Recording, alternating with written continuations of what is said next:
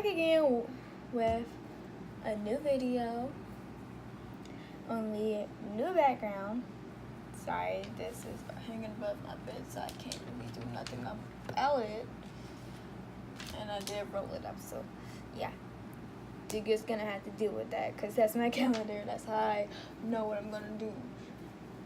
Lord have mercy, I had stopped doing the 100-day squat challenge because, I do squats normally every day, so like it don't really matter. And plus, shoot, I already look good, so don't need to do better if I don't want to.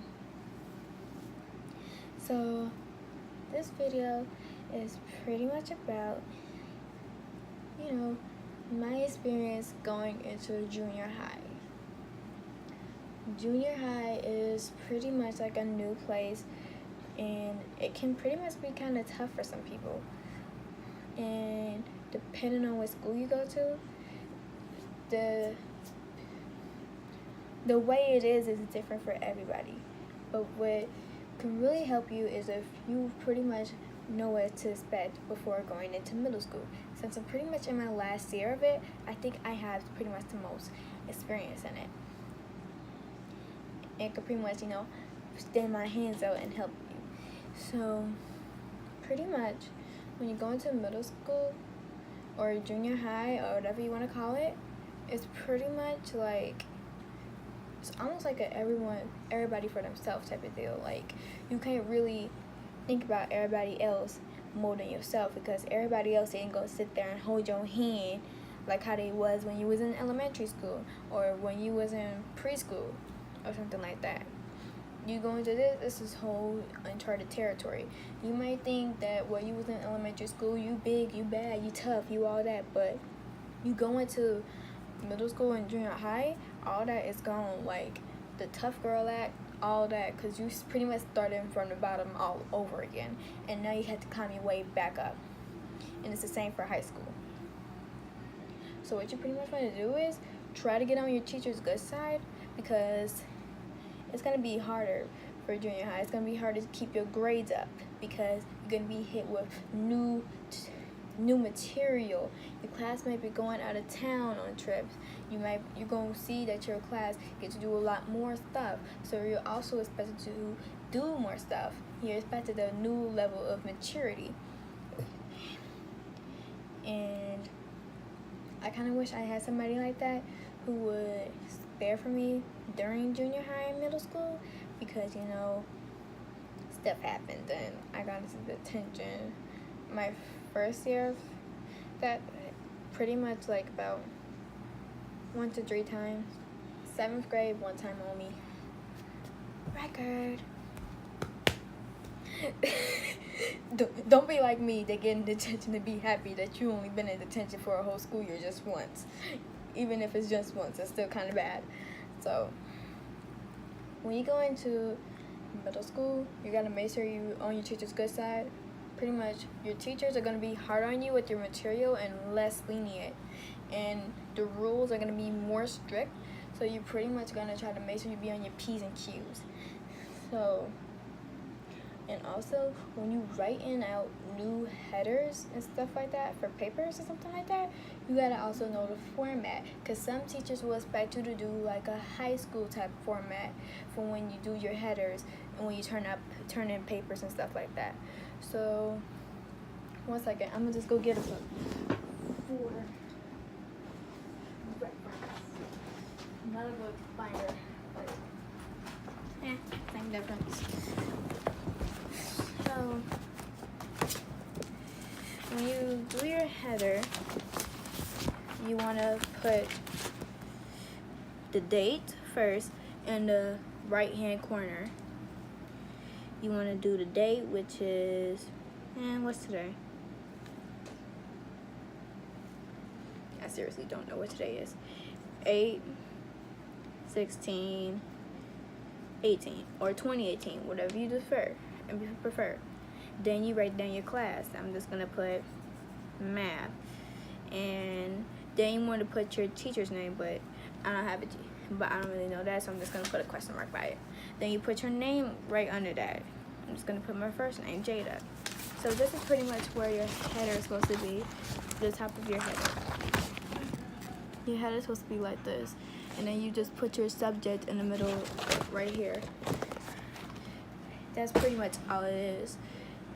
But just knowing that could help you go from like elementary header to like middle school, junior high, college, and high school type of header. And it's really important that you know that, because you cannot go into your class not knowing what to do. And most teachers will only allow you to have two things. When it comes to what you use to write, they will only allow you to use a pencil or a black pen. You cannot use any other pen when you do your notes. So when you do your notes, you gotta make sure you use some type of way to signify that something is important. Whether you write it in black ink instead of in pencil lead, or whether you underline it or put a star by it or do some type of doodle by it. Anything to get your attention for when you study it, you actually know what you're doing. I know some teachers wait and ask you like you're doing a whole lot of doodles, but I've seen kids' journals where they put like, a way to synthesize something without it being too exaggerated or too childish. Like if I had that girl's notebook right now, I would honestly show you how her notes would be. So another thing, what could also help you is making sure you turn in all of your assignments on time. Something like that. Because if you want to shoot for like high grades, you gotta make sure you gotta make sure you turn in your grades on time. You gotta make sure you know how to do your notes and stuff like that. But now I'm gonna go into the social thing, which is pretty much if you don't want to sit by people, sit by yourself. It's not that bad. I did it for a long time. It didn't really hurt me that much. Well, at all, really. Well, if you want to sit by yourself, sit by yourself. If you want to sit by people, sit by the right type of people that you know are your friends and not fake friends, which I want to tell you about.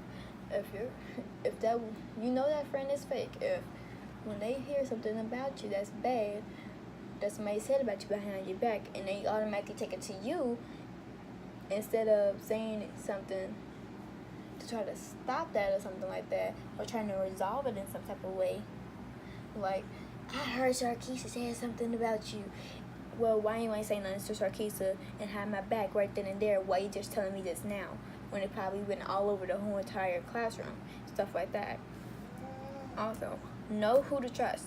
You cannot go around just giving out trust to everybody, because now you would notice that closer to being 18.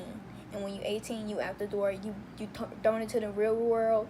Whether you know how to navigate the rest of it or not, you're out there, you're pretty much alone.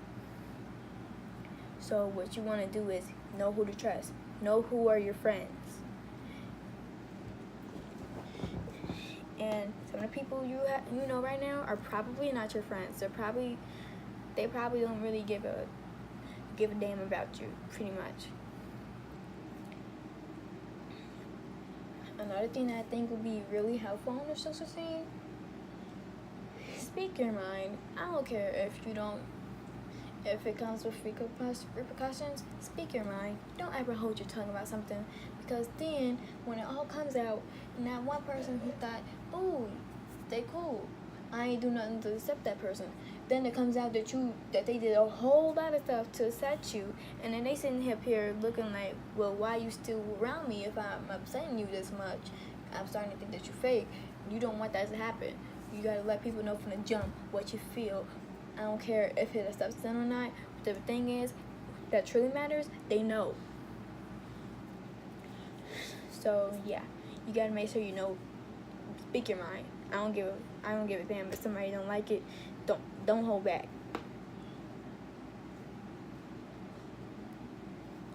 Another thing, you do not have to listen to everything a teacher tells you to do. If you do not feel comfortable with what that teacher have told you, and you do not feel like you need to do it necessarily, don't do it. You don't have to do it. It's not a need to do everything the teacher says, and it's not going to be like you're going to get in trouble or anything like that.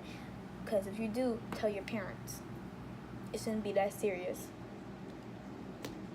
Another thing, keep your phone on you at all times so your parents can know what's going on to you at school. But one thing you gotta do, if you use a friend's phone or use your phone, tell that parent you are using your own phone, or that friend's phone, not this teacher's phone or something like that. I made that mistake, and I honestly got an extra week of detention because of it. Well, 3 days, I guess, or something like that. Extra 3 days, because I was in detention twice this year. Ouch. You gotta make sure that your parents know that you have your phone on you during school, and that they know your number or any of your friends' number, so that if you come into a pinch where you have to text them or call them, and then to make sure that they don't call the school and then automatically tell them what's going on, what they told you, what you done told them, you gotta make sure that they know from the jump who is this coming from, instead of so they don't be confused about what's going on. Another thing, make sure you keep your phone hidden. If you have a smaller phone, kudos for you, because you have a way to hide it. For girls, you can hide it in your bra. You can hide it in the back strap of it, in the cup of it. Those two areas right there, it cannot come out of unless your phone got that muscle case on it or something like that, to where it's real thick. So have a smaller size phone, like an iPhone 8 or something, iPhone 8, 7, or 6, and it's compact and it's kind of sleek and thin. You can just tuck that in your bra or something like that. Or if you decide to go braless, you don't got that much booby, nobody gonna have to know, tuck it in your pants. Another thing, make sure if you have a thin phone, you can be able to put it in your back pocket or in your pockets without anybody seeing it. So if you want to, don't wear tight clothes on you. It's gonna give away that you have a phone, period. And if you have a larger phone, it's double the risk, because if people can see that imprint in your phone through your pants, they might take it. They might.